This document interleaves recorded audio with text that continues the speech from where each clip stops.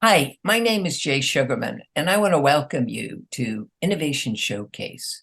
The main purpose of this ongoing series is to inform viewers about exciting innovations and creative individuals across the fields of business, science, technology, education, and the arts.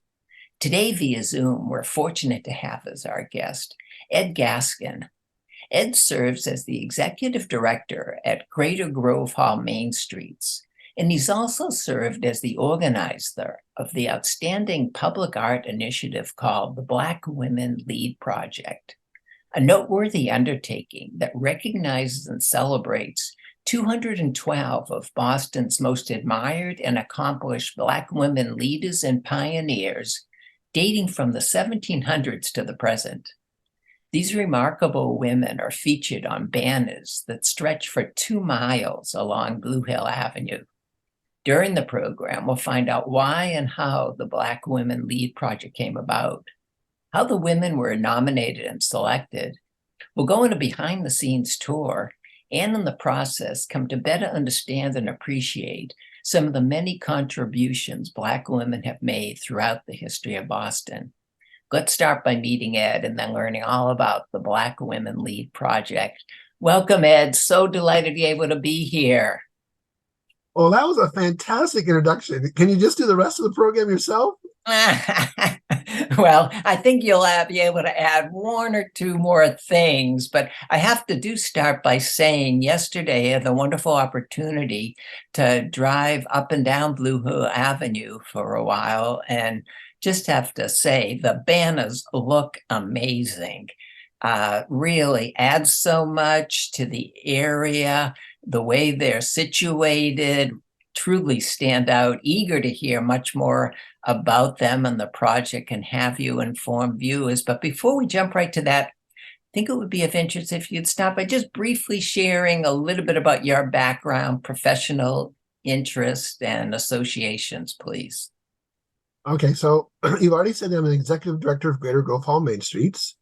Um, my professional background on the academic side, I have a master's degree from seminary, Gordon Conwell Theological Seminary. I also graduated from MIT Sloan School, business school.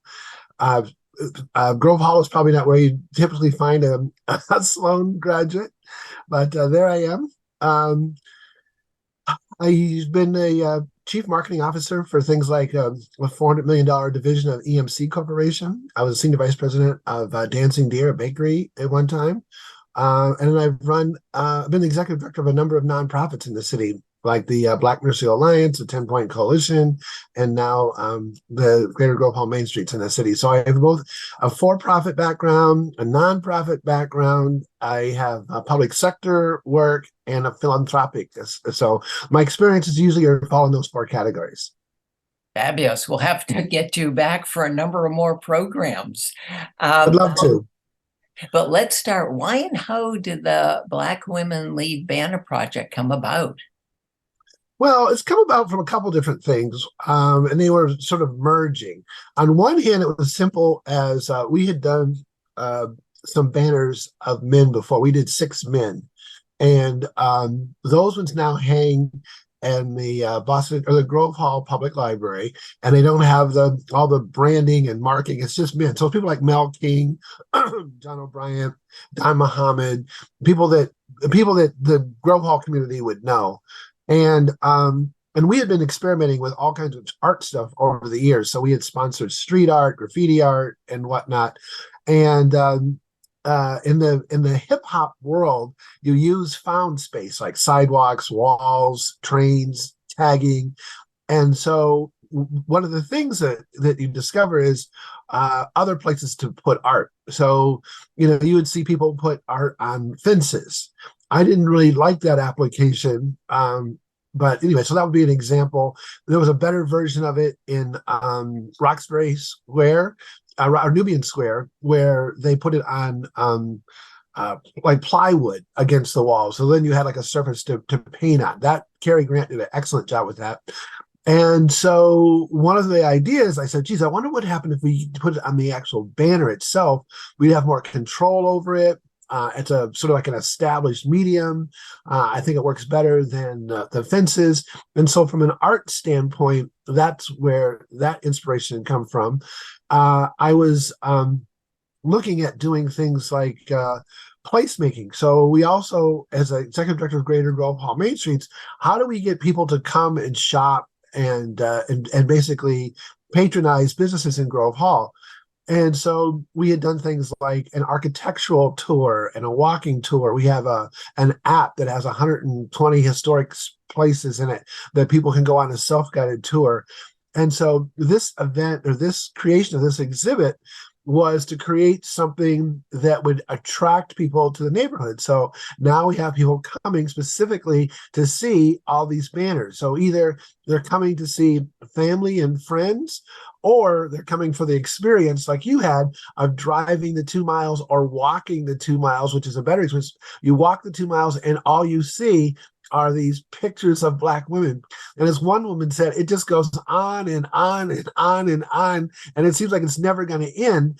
And I love that feeling because it gives one the sense that the contribution of Black women leaders is like endless. It just goes on and on and on. And that's what we wanted to capture, 300 years of contribution to the city. So that's kind of the things that were behind it. I say that, I talked about how this was my Christoph design for those people who are familiar with the artist Christo, like when he did the gates in New York City. And it was in honor of my grandmother and my great aunt who graduated from college during the Depression. And so I say that it was in their memory or in their honor, because they would have been great Black women leaders during that time, like many of the women that I featured here. So I did it in their memory. Along with yourself, who were some of the collaborators on the project? So we had a number, so that they primarily came into play on the nomination side. So the question was, how do you get all these nominees? So we did an ads in the Bay State Banner. We had ballots at like the Grove Hall Public Library, Freedom House. We found any kind of existing list. We had subject matter experts in like Black history and a lot more things like that. So the issue is that we got people to work with us on the nominating committee and the selection committee, but they didn't want their name used because they were in fear of the backlash of all their friends who would want to know why they weren't selected. And they didn't want to have some the anger of Black women in the community saying, why didn't you select me? So I said I would have no problem just taking all the responsibility for that. And I only had really one or two people one person who said, you know me, you know my work, I can't believe you didn't select me. And I said, it's not the Friends of Ed Gaskin project. It's like, it's anyway. So that's who I collaborated with. And then, my board, of course, they approved all the early versions and what we did. And then we sort of expanded. There was more stakeholders that became involved as we got closer to actually implementing the project. Now, Boston Public Library has said they want to be a collaborator and help putting together the bios for the women and create Wikipedia pages. Again, because you're talking about this combination of women who are Underground Railroad workers, escaped slaves, suffragists, all the way up to people like Ayanna Pressley, and Mary Kim Janey. And so not everybody knows all the women that were in part of Boston's Black history over the last 300 years. And so by creating these Wikipedia pages, it makes it possible, it makes them more accessible for people. So Boston Public Library and Northeastern has some people over there that they're helping with. And of course, first and foremost, in terms of the most important stakeholders I haven't mentioned, was the Kraft family and the New England Patriot Foundation. As you can imagine, this was quite an undertaking. Each one of the portraits that you see is a work of art. So you're paying an artist to actually do somebody's portrait. And so, you think about how much somebody would charge you to do a portrait, and now you need to pay for that 212 times. And so Then there's the actual printing, but this isn't printing on paper. This is actual printing on a type of vinyl. They're all hands, they're stitched, and then they have grommets so they can hold. Anyway, so there's lots of fabrication work. Then you have to actually put metal bars on each of the poles to hang them there. And so the hardware, installation, printing, design, whatever, costs a lot of money. So when I first went to the foundations to ask for money for this project, they had a harder time because they said it's not, they didn't really see it as public art, like sculptures and murals and that kind of thing. And they didn't really see it as placemaking, and they didn't see it as Black history. And so they said, well, we don't really have a category for this. And they said, certainly somebody will fund it, but we can't fund it.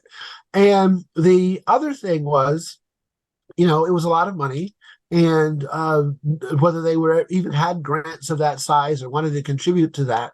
And what people normally do is when they create a list, they create a list of 100 Black, like 100 most influential or powerful or richest or something, and they just print their name in a newspaper or magazine article. Right, so you see lists published all the time. So the money that would cost to buy an ad in a magazine and just list 200 names or 100 names would be next to nothing compared to the cost of this project. So did the project really merit all that additional expense so you can put it on banners? And everybody concluded no, except for the Kraft family. And they concluded just the opposite. They thought that it was a great project and they wanted to get in on it. So that's why I said they were the most important stakeholder, because otherwise this would still be an idea that I had as opposed to something that we were able to execute. Mm-hmm. Well, in addition to some of these long shots of Blue Hill Avenue, we have a few wonderful images, some up close ones, to spend a few minutes hearing about some of the women who are being honored. So with this first one here, would you please say a few words about each of the individuals?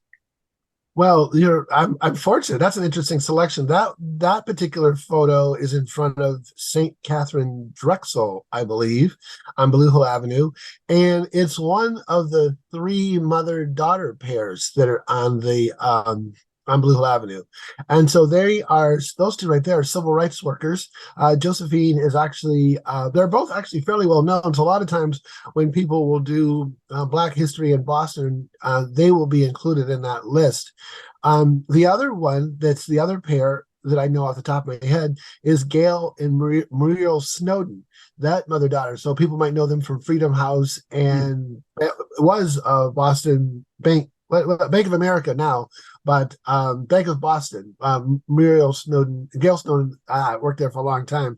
So anyway, so there's three mother-daughter pairs where the mother made the list and the daughter made the list. Another thing that's interesting is people who have seen it, they take pride in how many family members they have. So there's a number of people that have, whether it's like a generation or two, 4 or 5 family members that are part of the 200. There's groups, like there was a group I was in the other day that identified 6 women from Jamaica Plain that were part of the group. So I thought it was interesting that these subgroups have created around who else they know that they're connected to in some way, shape, or form from Boston. And I know some people might recognize that Florida Ruffin Ridley was recently honored in the town of Brookline by having one of the elementary schools in Coolidge Corner area named after her. Oh, nice. Well, that was another one of the criteria for getting selected. So one of the criteria was, were you the first to do something, right? So if you're the first Black woman mayor, like let's say Tim Janey, or you're the first Black woman congressman, like Congressman Ayanna Pressley, but there's the first Black woman police officer, the first Black woman detective, the first Black woman firewoman, there's the first Black woman in the symphony orchestra, and that list just goes on. That's probably the longest list of people who are the first to do something. Then there's a category of people who had stuff named after them. So you just gave an example of somebody that had a building named after them. And so like there's Lila Free so she has the school named after her in Grove Hall. But there's Frederica Williams has a building named after her. Rabina Guscott has a building named after her. Geez, I was trying to think. Anyway, Anna Cole, Mm, Mildred Haley. Then wow. we also counted scholarships. There's Edna Bino. There's Patricia Reynolds. Anyway, so there's a lot of people who've had something named after them. Bishop Nellie Yarborough, Ma Dixon, and so one of the things is you don't realize how many places in Boston are actually named after Black women until you actually put this together. And part of the reason why we use that as one of the criteria is because we said they probably didn't get their name on something because they donated $1 million or $10 million. It's because they did something in the community, and the community felt that they needed to name something after them as an honor. So we felt that that was another vote from the community that you need to be recognized. And that was another way that people got on the list. Nice, nice. Well, let's continue our tour. And here we see Evelyn Hammonds, Dr. Evelyn Hammonds, and Karen Miller, who I think fit into one of the categories you Yes, just mentioned, the first Black first. woman, yeah, of the fire women. And then Evelyn, she is a professor and dean, I believe, at Harvard. Mm, wonderful, wonderful. There's a Continue. Harvard group in there, like Sarah Lightfoot. So Fern Cunningham Terry, I believe she's a sculptor. So that's the other thing that we were trying to do is we were trying to make sure that we had people from all walks of life. Mhm. That reflected that input came from our work with Mother Caroline Academy. Um, we heard early on that the teachers wanted this information, this content for the classroom, Mhm. and they thought that there were more role models for little black boys, than there were for little black girls. And so what we did is they were part of the selection, and when each class basically picked who they wanted. So the sixth grade, seventh grade, eighth grade, whatever. And so we got all different names. And I realized that they had done it by class. So I realized that this was great because they were learning about Black history, they're learning about resiliency, they were learning about all these different careers. And we said, now we get this vision and said, why don't we make sure that we have people from all walks of life there? So there's two hairdressers. Most people know Olive from Olive's Hair Salon. There's three librarians. So there's not just the people I just already mentioned in terms of the police officer, firewomen, and stuff like that, but there's all these judges. There's probably 6 to 8 judges there, judges, lawyers, doctors, professors, artists, like in the arts, sculpture, fine arts, performing arts. There's Grammy winners, Emmy winners, Hall of Fame inductees. There's people in politics. So literally every area you can think of. And then there's special areas. There's like a Black woman that had 50 foster children. There was another Black woman that was a foster grandmother, and she worked as a foster grandmother until she was 95, and she put 25 years in. And so we recognized that because we were trying to recognize leadership broadly as Mhm. opposed to just somebody that was like an elected official or something. Mhm. We have some people that are quote unquote just mothers, but the fact is that their sons or daughters did such phenomenal things and they themselves were the foot soldiers and all the civil rights work, always there, etc., etc. And I remember reading one article about a senior in another period, and it said even in her nursing home, she was writing feisty letters to try to get change committed. But literally, and that's also when you talked about the criteria, that's why there's almost like probably in the 95%, 98%, all the women that you see selected are probably 60 or over. Mm. And that was because, and some people said that's not fair, that's age discrimination, now it's discriminating against the young. But I said it was merited because they had more years of service. So I said they have twice or three times the years of service than somebody's in their 30s. I said, so they're just way too young. I said they can come back when they get to be 60. There you go. Sounds very fair. And one other individual here, a few words about, please. She leads the dance company group Origination. I've seen her work, fantastic work. She was so excited to be selected. Um, anyway, loved what they did. Great work, well recognized in the community. And again, I'm proud that I'm holding up her banner. That was on the day that they were going up. Fabulous, fabulous. And here we see wonderful celebration, Mother's Day celebration at the State House. A few words about this event.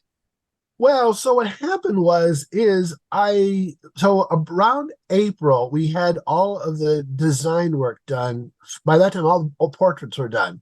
Nothing had been fabricated yet because we didn't have money for that part of the project. But the portraits had been done, and I said, I hate to just put the banners up unceremoniously because I said, I'll have a Hmm. ribbon cutting or something, and the mayor will show up, and there'll be like 8 people, and then they'll be there for 15 minutes, and they'll go on to the next thing on the schedule. And I just felt that it needed more than that, and so. I wanted to have an event, breakfast, lunch, dinner, or something, but none of that was in the budget. And I already told you how expensive the project was, and so if you want to, prepare meals. So if there's 215 people who are 212 people selected, and they bring one guest, or they want to bring their family, that you would potentially have hundreds of people coming. And so I said, oh my God, I don't know how we would ever even afford to even give people a sandwich. Like, what are we going to do? Um, so, and then renting the facility. So the idea was that we decided to rent the Great Hall in the State House, and I went to see. I know that I talked to Mayor Wu, and she said they might be able to help with some food. And then I was on my way to see the governor to ask what kind of support they could provide for this project. And when I was there, two things happened. One is I saw a colleague of mine, and he told me who to talk to, etc. But I also ran into Representative Chris Worrell, and I told him what we were trying to do, etc. And he said, "Ed, we got you." And so they he had actually scheduled it on a day that the governor could be there. She didn't come in and when it actually happened, but at least when we scheduled it, we checked her calendar to make sure she was available for that day. Which Chris and his team, Rebecca, I got a hats off to her. They helped with all of the organizing, scheduling, all the RSVPs, so we can keep track of everybody. You notice everybody's holding up a white paper. That's a citation from Chris. And so it basically gets them a citation from the state in terms of an honor of their work. Now, obviously, the women who are there from previous generations aren't there, but family members are. So family members came as proxies or stand-ins for their person that was getting honored, and some people traveled to be there. And it was quite amazing from that perspective. And so after we met in the Great Hall, and then we heard from the various speakers for the day, then we all came out to this place, what's known for the staircase, where they take a lot of these famous pictures. And so here was the women honorees and or their families, and a few people like Representative Worrell, myself, his brother, Councilor Worrell, and I see Representative Bud from Springfield, Bud Williams, I think it is, from Springfield. So that's who you have in this picture, and that's what this is about. This was a very happy moment. One of the things that people said is that this particular event felt like a reunion, and they Mhm. meant like it was like a family reunion. It was like they were like the fellow woman warriors, their peer group. They hadn't been together for years, some of them because of COVID, some of them before that, family members. And so it really had a very festive atmosphere and in the spirit of a reunion. Terrific. What's been some of the reaction and feedback either from the honorees or the community about the project? Well, I want to say it's been more positive than I expected. I didn't expect anything negative, but for example, I didn't expect that people who were so successful, because you're talking about Some of the like the doctors, lawyers, business people, they're on boards of directors of Fortune 500 companies. I said, they've gotten so many awards in their lifetime. What's one more award from like a neighborhood group or whatever? And that's just not been the case. People talk about how flattered, honored, privileged that they felt to be, part of this group, that these were people that they looked up to. These are people that they studied in history, their peers that they admired. So from that perspective, family members. So if you think about it, recognizing somebody's mother, recognizing somebody's grandmother, that's always going to be like a big thing. And people are like, thank you so much for doing that. Some of the seniors who couldn't make it, they're like homebound, Mm. and they felt moved that somebody hadn't forgotten them, that the work that they had done all those years ago was still being recognized. So just I didn't expect that much. And then the people who have seen it, like you, who say, spectacular, amazing, wonderful, beautiful, overwhelming, Yeah. tearful, joyful, prideful, and just the impact. And so I didn't really, like if you're a creator, you're an artist, and you put something out for public display, you clearly you want people to respond to it, but people have really engaged in a way that I hadn't expected. When we did the thing at Mother Caroline Academy, for example, you had the school children who talked about what it was like to look at all these Black women each day as you go to school. Mm. And I had people in the neighborhoods, like what it was like to look out the window and see these beautiful, colorful things that they hadn't seen before. Commuters who were driving through who were like, what's going on here? Because it wasn't an advertising campaign, right? It Yeah. suddenly, so that caught their attention. So it's really been far more than I had expected. Terrific. Ed, in the minute we have left, time's going very quickly. Could you just share maybe some of the current or upcoming plans with the project? So, well, we're trying to raise money. We'd like to do, first of all, the money that we had only covered the banners. It didn't cover all the other stuff. And so we have a GoFundMe page for that. We were trying to get the Wikipedia page. We're trying to produce a book that has like a portrait and a paragraph of every person there. We may do some flashcards that are based on that same kind of thing. Because again, the idea was how do we make it available for students in the schools and teachers.